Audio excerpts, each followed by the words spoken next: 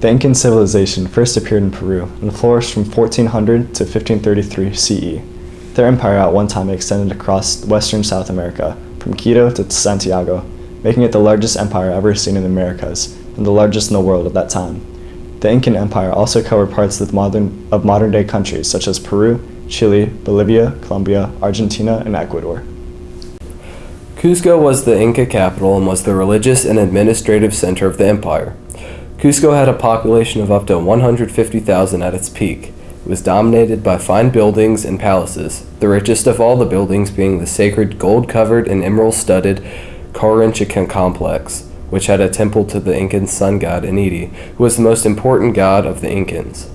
Another major city of the Incans was the Machu Picchu, which was built during the height of the empire.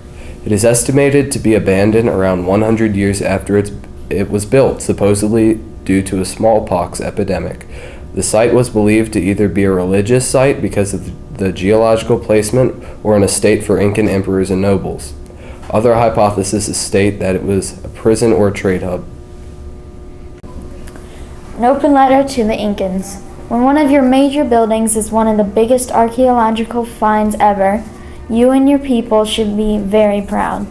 Machu Picchu was one of your greatest achievements, and it was one of the most magnificent ancient cities archaeologists could find. If you had not made it so magnificent and impressive, then it would not still be a popular study site for archaeologists and tourists today. So to you I say congratulations and good work. Best wishes, CJ.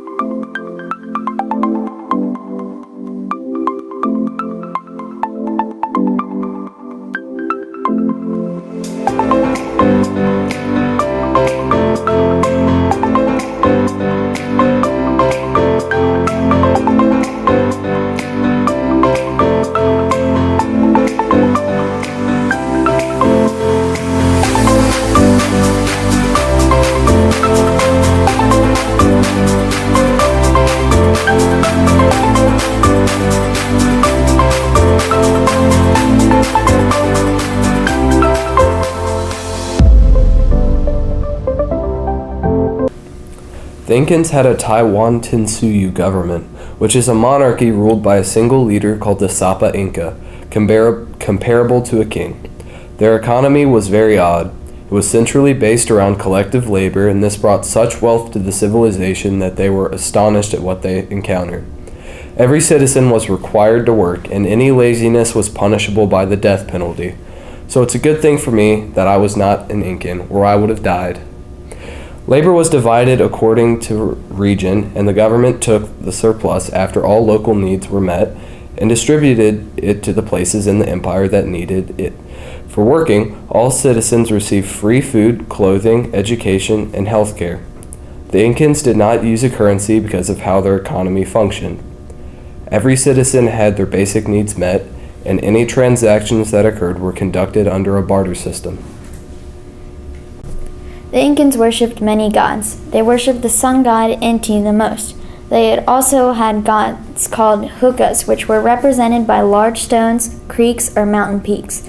Gods were more powerful than hukas, like all religions, but hukas had some power over everyday occurrences. Human sacrificio on top of mountains was a common ritual in the Incan civilization. Normally, either the heart would be ripped out or the head would be chopped off of the sacrifice. Incas had a story of a great flood that wiped out a race of wicked and unruly people. This story states that during the ancient times, people who were cruel and greedy failed to pay attention to the dios, or gods. Only in the Andes Mountains were the people not completely evil. One day, two shepherd brothers noticed that their llamas were acting strange. The llamas then told the brothers that a flood was coming. The brothers took their families and flocks to high caves. Then rain fell for months and months, drowning out the people of the world below them. Finally, the sun god, Inti, reappeared, and with the warmth of his smile, evaporated all the waters that flooded the world. The family descended to repopulate the world. Legend states that although the people now live throughout the earth, llamas remember the flood and live only in the highlands. The Inca Empire at its height stretched approximately 2,500 miles down the west coast of South America. The empire started here and moved along the coast and ended up in all the covered area.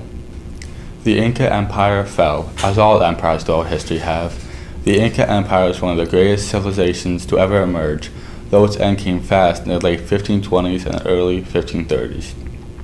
The empire had a vicious civil war led between two half-brothers, Haslar and Atahualpa.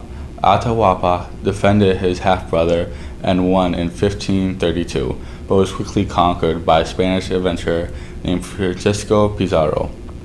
Although Pizarro only saw 168 men, he managed to win by treachery to take control of the Inca Empire, killing Atahualpa and putting an empire loyal to the Spanish in its place, thus the fall of the empire.